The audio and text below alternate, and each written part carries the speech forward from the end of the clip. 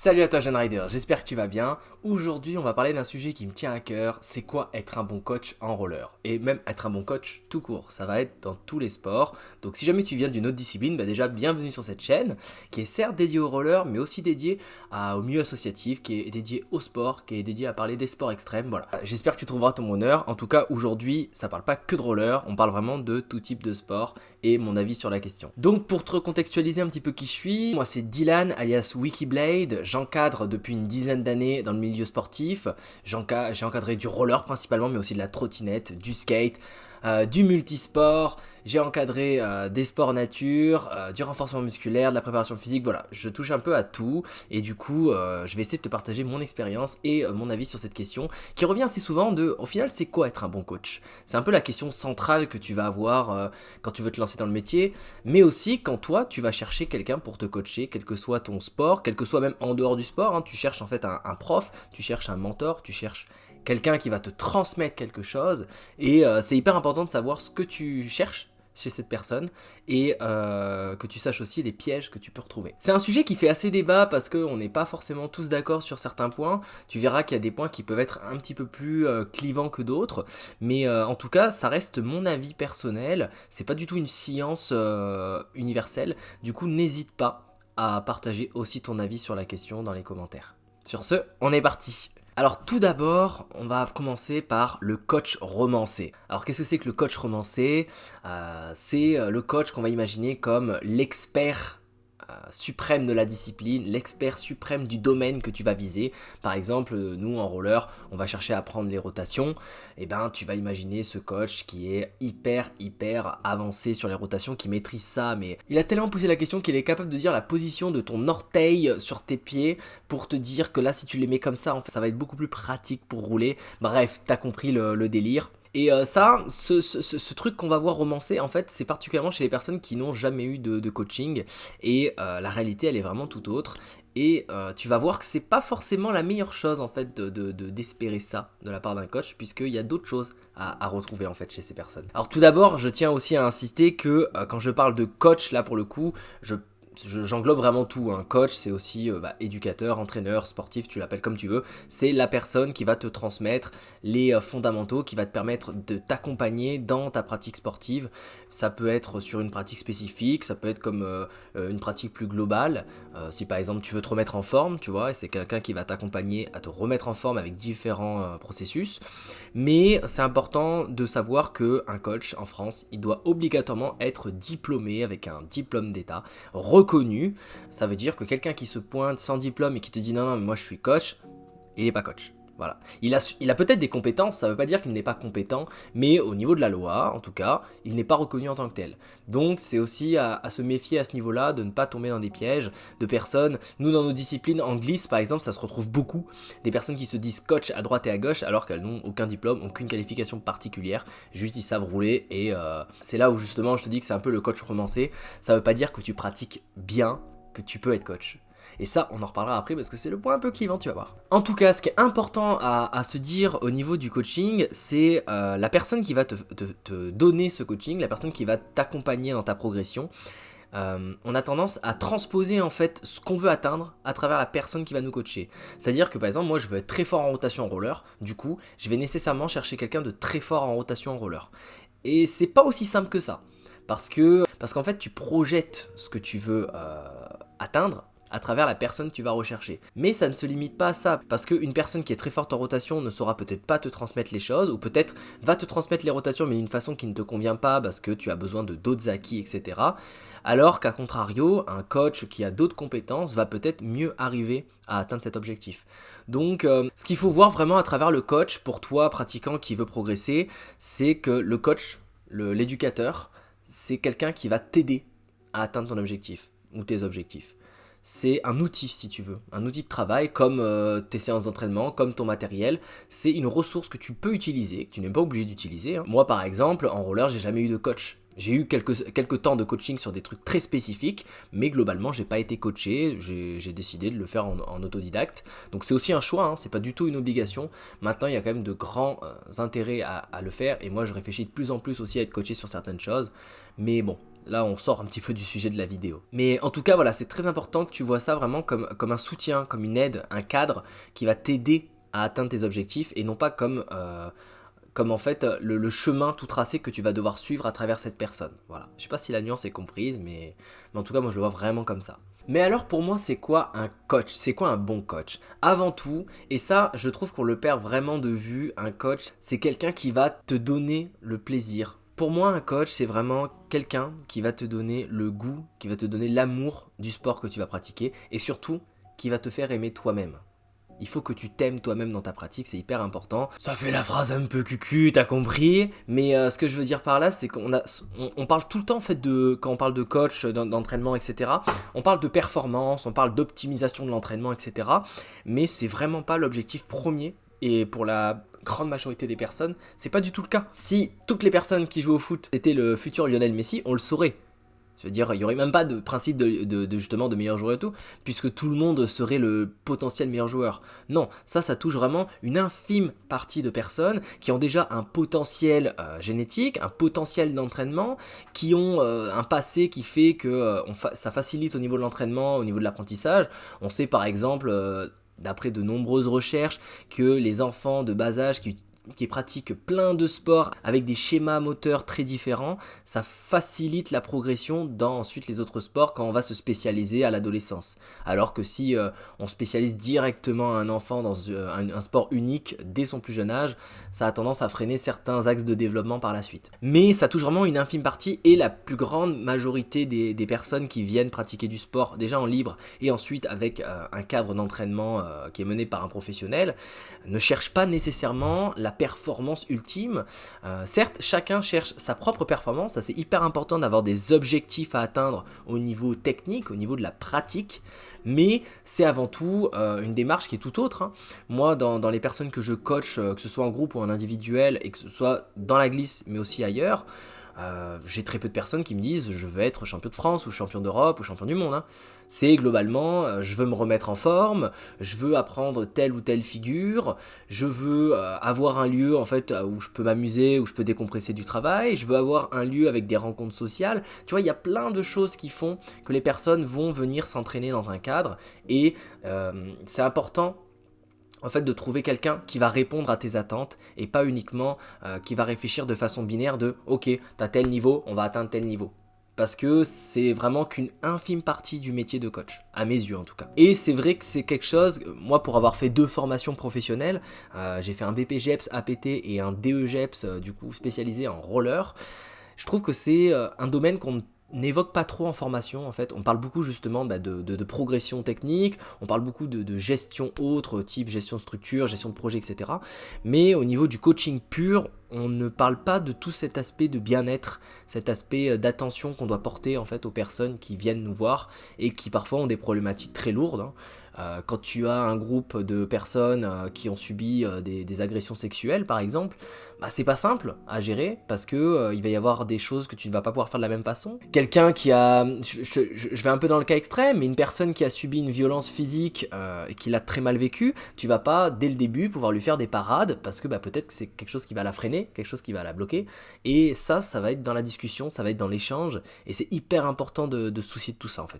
Bien, et pour revenir au truc, du coup, le coach, il va devoir aussi te faire aimer ce qu'il va te transmettre. Il doit te donner le goût de la pratique parce que, quel que soit ton objectif, même un objectif de performance, si tu prends pas de plaisir dans ce que tu fais, tu te donneras jamais à 100% et ça ne sera jamais viable sur le long terme. On le voit notamment sur les remises en forme, les personnes qui sont assez sédentaires et qui vont vouloir se mettre à une activité physique type musculation classique, course à pied, etc. Ces personnes ont tendance à prendre ces sports parce que dans l'imaginaire collectif c'est le plus efficace pour perdre du poids, etc. Ça c'est encore un autre débat, mais je suis pas totalement d'accord avec ça, du moins c'est pas aussi simple.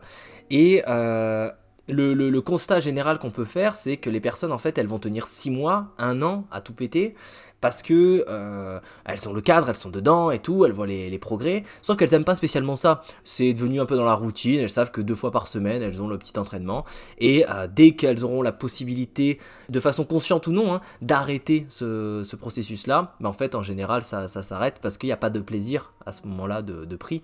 Et c'est vrai que c'est hyper important de bien justement connaître les envies de la personne pour lui donner le maximum de plaisir pendant le temps de pratique, quoi. Moi par exemple, je te donne un exemple, j'ai un groupe de rollers le jeudi soir, c'est un groupe qui a à peu près entre, allez, la tranche d'âge c'est du 10-13 ans. Et c'est principalement des filles qui adorent faire du roller, mais qui en ont rien à foutre de mecs des figures. Vraiment, c'est... En fait, elles viennent parce qu'elles aiment patiner, mais elles aiment surtout l'ambiance du skatepark, elles aiment parce qu'on fait plein de jeux, etc. Et si demain, du jour au lendemain, je leur dis, on va faire que des entraînements cadrés, avec des exercices, avec 50 répétitions sur chaque tricks et tout, tu peux être sûr qu'au bout de 3 semaines, j'ai plus personne. Parce que c'est pas du tout ce qu'elles attendent. Alors oui, moi j'ai des objectifs de coach, où je veux les faire progresser, parce que je sais qu'au niveau de leur pratique, déjà il y aura plus de sécurité, parce qu'elles prendront plus de plaisir à pratiquer en libre, etc. Mais je dois aussi répondre à, elles veulent s'amuser, on va intégrer de l'amusement, on va intégrer du ludique dans cet entraînement. Et ça, c'est important de le prendre en compte dans tout ce qu'on va faire en tant que coach. Et c'est important pour vous qui cherchez justement peut-être à être coaché par quelqu'un. Parce que il faut vraiment répondre à vos attentes. Tant que ça reste bien sûr dans nos compétences. Pour te donner un autre exemple, moi sur la façon que j'ai de fonctionner, après ça reste ma façon bien sûr. Mais quand j'ai un nouvel élève, surtout en particulier, j'ai toujours un temps qui n'est pas pris sur le cours, hein, qui est en plus, mais où en fait, je me renseigne sur la personne, de la connaître un petit peu mieux, tu vois. Est-ce que elle a pratiqué d'autres sports avant? Est-ce qu'il y a eu des blessures? Est-ce qu'il y a des limites au niveau physique? Est-ce qu'il y a des limites au niveau psychologique? Quels sont les objectifs? Quelles sont les envies, etc. Tu veux faire du roller? C'est pourquoi? C'est pour faire des figures en skatepark, c'est pour te déplacer, faire des randos. Voilà, c'est moi comme ça, tu vois, je me fais ma petite fiche, je sais la personne à peu près qui elle est, du moins j'en ai une fraction, hein, je connais pas la personne bien entendu dans son ensemble, mais j'ai ce qu'il faut, et ensuite je peux adapter tout ce que je vais proposer en fonction de cette personne, et je vais toujours rester dans le dialogue avec elle justement quand il y a quelque chose je vois qui ne fonctionne pas, quand il y a quelque chose qui peut la freiner. Voilà, l'idée c'est vraiment de parler de tout ça. On arrive du coup sur le troisième point qui est, et là on va être sur le sujet un peu clivant je pense. Alors moi, j'ai tendance à utiliser cette phrase qui est je préfère devant moi avoir un coach qui n'y connaît rien plutôt que d'avoir un pro qui s'énerve. Je m'explique. Pour moi, il y a un élément qui est indissociable de la recette quand tu veux être un bon coach et quand tu cherches un coach en face de toi, hein, c'est la pédagogie. Si la personne qui doit te transmettre n'a aucune pédagogie, je n'arrive pas à concevoir que ça puisse fonctionner, du moins sur le long terme. Alors la pédagogie ça a un sens très large, hein, mais pour te faire un petit peu le schéma, je vais te donner un exemple très simple, un exemple personnel avec les deux extrêmes, d'accord ? Le premier exemple, j'ai eu pendant quasiment une saison un éducateur en skate dans mon club, à l'époque où je l'avais lancé, et vraiment c'était les prémices, hein, donc on découvrait un petit peu tout ça, et on tombe sur un éducateur, on est trop content, le mec est hyper fort en skate, reconnu sur la scène nationale et tout. Enfin vraiment voilà, un vrai skater, et on se dit ça va être super. Et je pense que ça a été la pire année sur la discipline du skateboard dans notre club, au niveau de la pratique, parce que la personne en soi ne cherchait pas à mal faire, mais n'était juste pas fait pour transmettre. Et du coup, c'était des cours où oui, la personne était très forte, avait énormément de bagages techniques, mais ne savait pas les redonner au public. Et en fait, je te fais la version courte, mais c'était, voilà, la personne cherchait à transposer, lui, ses figures à des jeunes qui ne savaient à peine rouler, donc forcément ça bloquait, du coup il perdait forcément patience parce qu'il n'avait pas envie d'être dans cette situation où il devait rapprendre les bases à ces personnes parce qu'il estimait que pour lui c'était évident de savoir le faire, mais c'est pas aussi simple au final, parce que ça peut paraître évident comme ça quand je le dis de cette façon, mais pour quelqu'un qui en fait ne s'est pas du tout projeté sur ce que c'était réellement d'être un coach, un éducateur, et qui au final se retrouve face un petit peu ce mur où en face de lui il attendait des riders riders qui étaient prêts à donner leur vie pour la discipline comme lui l'a fait quand il était petit, et que là t'as affaire à des enfants qui font à côté du tennis, qui font ça juste pour le fun. Voilà, pour moi c'était vraiment une année, je trouve, très difficile pour la discipline, et du coup cette personne avec qui je suis resté bien sûr en bon terme, parce que c'était pas quelque chose qui était fait à mal, mais c'était juste pas sa vocation. Je te donne un autre exemple à contrario, et là je me prends directement en exemple, parce que j'ai un ego surdimensionné bien entendu, mais la deuxième année où je lance du coup ce projet-là de club, je me dis, bon, c'est dommage, on fait pas de trottinette, on a une forte demande, il faudrait qu'on se lance dedans, et du coup, je lance le projet de donner des cours de trottinette. Et là, pas le projet dans lequel je me suis lancé, puisque, alors ça c'est pareil, une erreur de débutant, mais j'ai lancé la communication sur le fait qu'il y avait des cours de trottinette, avec des inscriptions et tout, sans avoir d'éducateur trottinette. Et quand on arrive fin août, et ben j'ai toujours pas d'éducateur trottinette. Donc, je me retrouve dans la situation où c'est moi qui vais donner les cours de trottinette. Et je suis assez embêté parce que en fait je sais pas faire de trottinette. Donc je suis là en mode comment je vais faire. Et au final ça s'est très bien passé. Le processus en fait que j'ai fait, c'est que pendant plusieurs semaines, j'ai tout simplement pris une trottinette et appris à faire de la trottinette. J'ai travaillé toutes les bases. En autodidacte, je me suis renseigné sur internet avec des tutos, avec les réseaux sociaux où il y a des gens qui faisaient pas mal de choses au niveau des tricks. J'ai demandé aux riders locaux aussi un petit peu leur avis sur voilà, comment est-ce qu'on fait cette figure, est-ce que tu me donnes un conseil sur le placement du pied, est-ce que tu penses que ça c'est bien. Du coup à ce moment-là j'ai appris plein de choses, hein. J'ai appris la position sur le deck, j'ai appris un truc tout bête mais dans quel sens il faut tenir la barre et qu'il y a vraiment un sens. Et j'ai pu du coup arriver avant la rentrée avec on va dire un bagage vraiment, alors le bas du bas, hein, mais j'avais les bases. Et j'avais la logique de la discipline sur la progression, sur les tricks à faire, etc.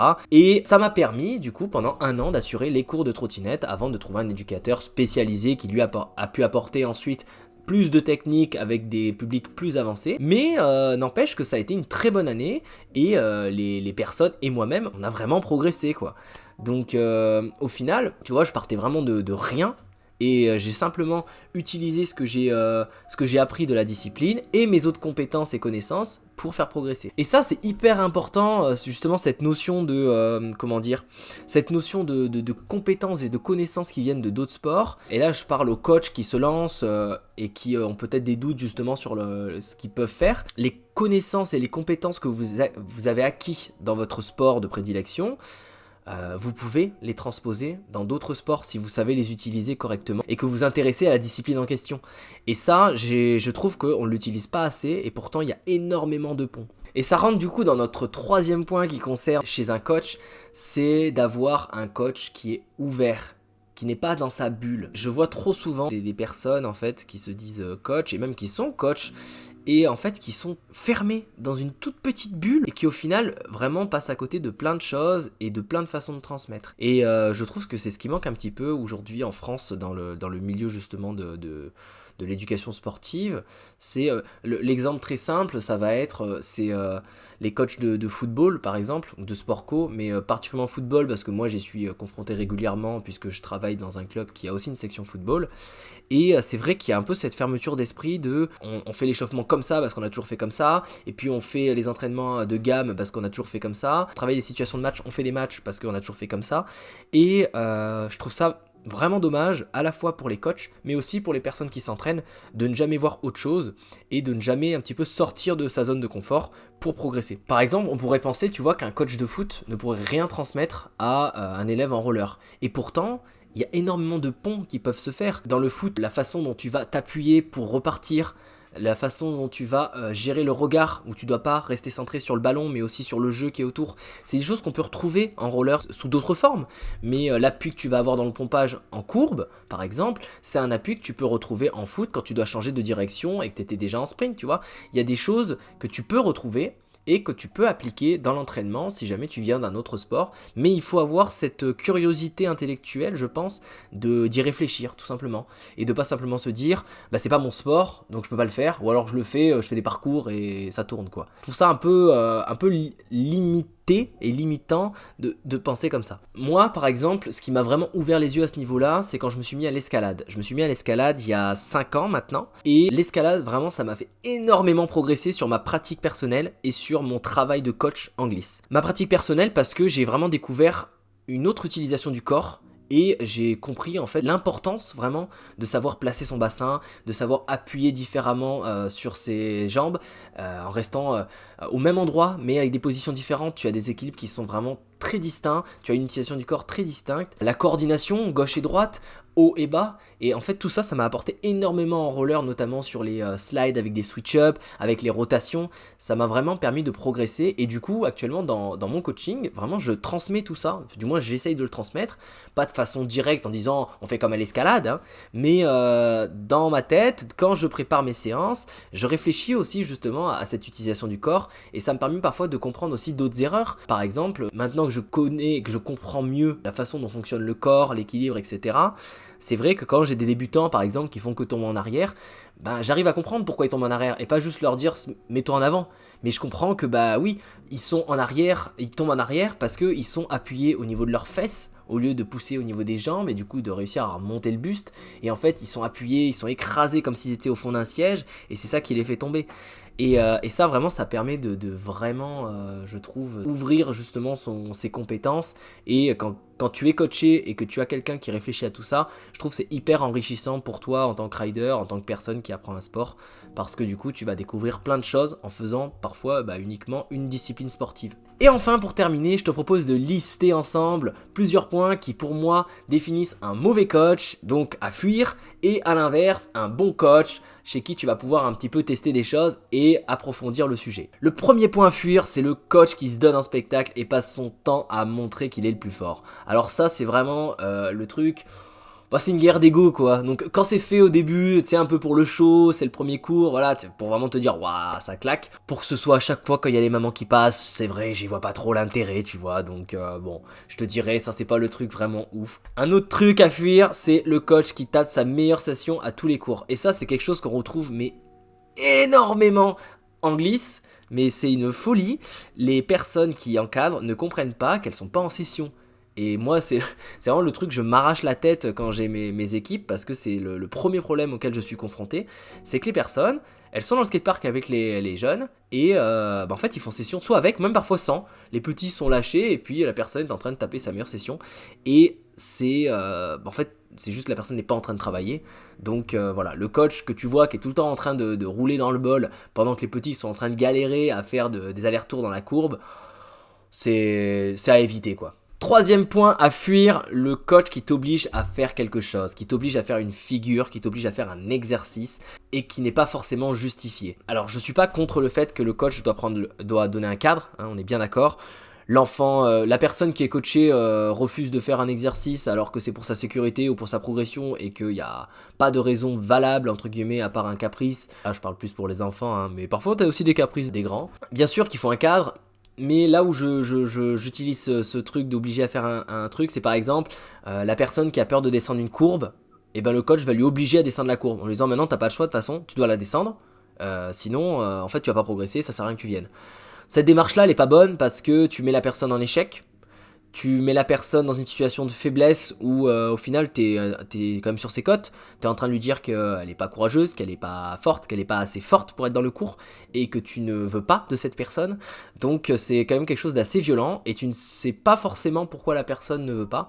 Et parfois c'est simplement qu'elle a peur, qu'elle a pas envie. Et à ce moment-là c'est à toi de te remettre en question en tant que coach parce que non, si elle veut pas, à toi de l'amener autrement, à toi de l'amener à un autre moment, mais tu peux pas lui imposer comme ça les choses. Le point suivant, le coach prend tout à la rigolade. Et pourtant, moi je suis quelqu'un qui rigole vraiment tout le temps à mes cours, je suis pas trop le mec qui va se prendre au sérieux, j'ai jamais voulu que qui que ce soit me vous voie, j'ai tendance même parfois à volontairement faire tomber les gosses pour les détendre un petit peu.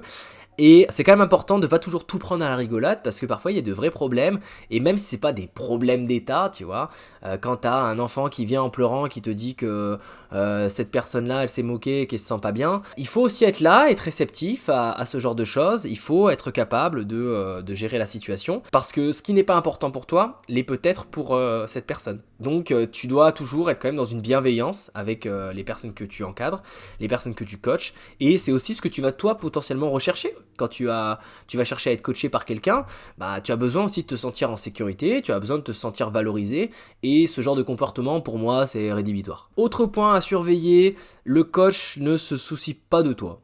Tout simplement, la personne vient prendre son billet, te donner l'encadrement, et c'est tout. Alors ça peut être quelque chose que tu vas rechercher hein, potentiellement, si tu veux que ce soit simplement efficace et binaire, pourquoi pas. Maintenant, je pense que même si on n'est pas là pour devenir les meilleurs amis du monde, le coach se doit quand même d'apprendre à connaître la personne, ses besoins, ses envies, ses objectifs, pour travailler dans les meilleures conditions, tout simplement. Moi, je suis pas non plus d'un naturel très sociable. Il y a des personnes, quand tu vois qu'elles n'ont pas spécialement envie de parler, qu'elles veulent juste rouler et que tu leur apportes des éléments techniques, pourquoi pas. Mais je dois savoir qu'est-ce qu'elles ont besoin, je dois savoir où elles en sont, et du coup, il y a forcément ce temps d'échange, je pense, qui doit être fait, quoi. C'est pas simplement on arrive, on se check, allez viens, on va rouler. Sinon, on repart un petit peu dans le travers de tout à l'heure, on fait une session ensemble, et puis voilà, quoi. Autre point qui rejoint un petit peu ce qu'on a dit, mais le coach n'est pas à l'écoute, c'est-à-dire que tu vas lui faire part de tes problématiques, de tes besoins, de tes envies, de choses que tu vas apprendre, et la personne elle reste vraiment dans son moule, dans ce qu'elle a prévu, et ne prend pas trop en compte ce que tu as besoin. Donc ça pareil, la personne qui t'encadre, la personne qui t'entraîne, elle est quand même là pour toi, donc c'est pas à toi de modeler pour elle, à part cas exceptionnel ou si vraiment il y a une justification pour tes besoins, mais sinon c'est quand même à elle de s'adapter, quoi. Alors là, les prochains points, c'est quelque chose qu'on va retrouver vraiment dans la glisse, c'est tout d'abord le coach qui ne te met pas en sécurité. Ça pour moi c'est vraiment le premier truc, la sécurité, c'est non direct. La personne qui te dit allez vas-y tu descends la courbe, t'as jamais descendu de courbe et ne se met pas en parade pour t'aider, bah en fait tu vas mourir tout simplement, tu as un risque de crever sur cette courbe. Donc c'est vraiment important que quand ton entraîneur il t'envoie sur une figure, il t'envoie sur quelque chose que tu ne connais pas, ou que tu connais mais que tu as des appréhensions, que tu ne maîtrises pas totalement, bah qu'en fait elle se mette en sécurité, en parade pour t'apporter les meilleures conditions possibles. L'entraîneur il est aussi là pour te mettre un cadre de sécurité dans ta progression, c'est aussi pour ça qu'on est là, pour que les personnes qui viennent chez nous ne se cassent pas un bras à chaque fois qu'ils font un entraînement. Et du coup c'est hyper important que tu sois mis en sécurité. Et par exemple en roller, un coach qui ne te fait jamais de parade sur quoi que ce soit, c'est quand même assez problématique, parce que surtout en skatepark, quand tu vas commencer à taper tes premiers modules, ou que tu vas commencer à faire les premières rotations et qu'il n'y a personne pour t'assurer de quoi que ce soit, c'est moyen quoi. T'as aussi le coach qui veut tout le temps t'envoyer carton. Carton, pour ceux qui sont pas de la glisse, c'est bah voilà, tu t'envoies à la mort et puis tu vois ce que ça donne. C'est important parfois alors, pas d'envoyer à la mort non plus, mais parfois il faut arriver à passer ses peurs et envoyer et aller un peu dans l'inconnu, quoi. Ça fait partie du truc, mais si à chaque session le mec te dit vas-y on s'envoie carton, là tu verras bien, bon à un moment donné il va falloir aussi travailler par étapes, revoir des choses, parce que tu peux pas sans arrêt chercher à prendre que de nouvelles figures et t'envoyer à chaque fois avec un risque de te faire mal. Il y a quand même des choses à doser. Et enfin, le truc qui... ça c'est vraiment la grosse planque, mais c'est le coach qui te laisse en session libre, quoi. On en disait tout à l'heure avec le coach qui fait session, ça rejoint un petit peu, mais c'est la personne qui te dit vas-y, on bosse dans le skatepark, on fait ce que tu veux, et par exemple, on va aller travailler dans le bol, et puis tu passes dans le bol, t'as pas de retour, juste tu fais des choses, il te dit ouais c'est bien, continue, essaie d'aller dans cette partie du bol, voilà, et c'est tout. Et en fait, tu passes pendant 1 heure à rouler. Et ça, je l'ai déjà vu aussi. Donc c'est une bonne blague. Et on va dire que c'est facile de se faire l'argent comme ça, quoi. Bien, enfin, on va finir quand même avec ce que je trouve être de bons signes pour choisir son éducateur, choisir son coach, son entraîneur. Tu l'appelles comme tu veux. Déjà, c'est le coach du coup qui te propose des parades et des adaptations à l'exercice pour toi spécifiquement, tes besoins, tes envies, où tu en es. Bien sûr que par exemple dans un travail de groupe, le coach ne peut pas faire un exercice pour chacun, mais il peut adapter cet exercice pour tous. Pour prendre l'exemple de la courbe, ceux qui sont à l'aise, ils vont commencer à apprendre à dropper dans la courbe, alors que ceux qui sont pas à l'aise, ils vont commencer à travailler en plan incliné, puis ensuite être en parade en courbe avec l'éducateur, si bien sûr il est à l'aise sur la parade. Et au final, on travaille tous au même endroit, mais à des niveaux différents, à travailler des compétences différentes, et ça c'est hyper important de s'adapter à chacun. Autre point hyper positif, le coach, il t'explique l'exercice point par point, il t'explique ce qu'il cherche et il te montre aussi. Alors ça, qui te montre, comme je te disais tout à l'heure, parfois t'es pas en capacité de le faire parce qu'il suffit que le public il soit plus fort que toi, écoute, tu vas pas lui montrer un double backflip si tu sais pas faire un backflip, hein. Mais en tout cas, tu dois savoir expliquer ce qu'il va falloir faire, les consignes, et que ce soit vraiment le plus clair possible. Et il faut aussi distinguer ce que toi tu cherches et ce que tu dois faire atteindre à ton groupe. Par exemple, moi sur la descente de plan incliné, je vais chercher à ce qu'ils soient dans telle position, qu'ils arrivent à appuyer à ce moment-là, etc.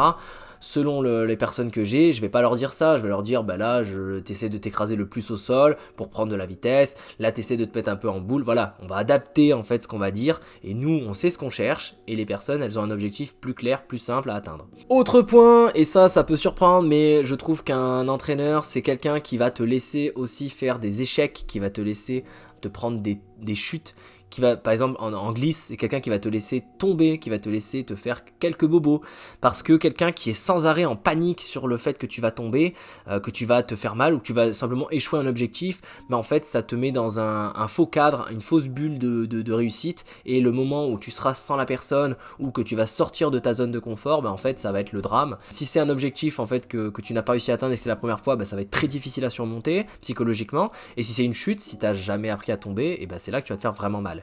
Donc vraiment le coach il faut aussi qu'il fasse confiance à la personne et qu'il la laisse aussi prendre de l'autonomie tout simplement.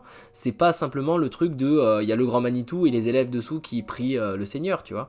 C'est quelque chose qui doit aussi être où il y a un développement de la personne en autonomie. Il y a aussi justement sur ça le coach qui ne doit pas dramatiser la blessure, mais doit la prendre au sérieux. Voilà, la personne qui se fait mal, il faut pas tout de suite être en panique parce que la personne est par terre, mais il faut aussi prendre le temps de vérifier que tout va bien, vérifier qu'il n'y a pas des potentielles conséquences par la suite. Donc c'est aussi important à ce niveau-là. Ensuite, on a le coach qui du coup a un cadre bienveillant et surtout qui a un cadre qui est juste et qui l'applique. Parce que ça veut pas dire que t'es le mec méga cool qui laisse tout faire, que ça va bien se passer. Parfois, même si c'est inconsciemment, les personnes qui sont coachées, elles vont chercher justement ce qui est quand même cette notion de cadre, de justice, de pratique en bonnes conditions. Et parfois, il faut pas hésiter à gueuler un coup, faut pas hésiter à interdire quelque chose, parce que c'est pour une bonne raison, tout simplement. Et enfin, je terminerai avec un bon coach, c'est quelqu'un qui se soucie de tes objectifs et pas des siens. Parce que le coach qui veut transmettre, un peu comme les parents que tu vas au bord des terrains de foot, qui veulent transmettre leurs rêves, leurs objectifs aux personnes qui sont en train de pratiquer, ça ne marche pas. Parce que c'est pas le coach qui doit atteindre ses objectifs, il a des objectifs à atteindre qu'il va faire, mais avant tout, c'est la personne en face qui est importante, c'est ce qu'elle veut faire, c'est ce qu'elle veut apprendre, c'est où est-ce qu'elle veut en être, vers quoi elle veut aller, etc. Et c'est hyper important de rester centré là-dessus, c'est la base. Voilà, donc j'ai fait le tour sur tout ce que je pense essentiel sur le métier d'entraîneur, de coach sportif, quelle que soit la discipline, quel que soit le niveau. J'espère que cette vidéo t'a plu, t'a été utile, que tu sois à la recherche justement d'un cadre pour t'entraîner, ou que tu sois un futur coach ou coach actuel. J'espère que cette vidéo t'a été utile. En tout cas, moi, ça a été un plaisir de te la réaliser. Je t'invite à lâcher un like sur cette vidéo, à t'abonner parce que c'est encore une toute petite chaîne. Et sur ce, on se retrouve bientôt pour une prochaine vidéo. Ciao!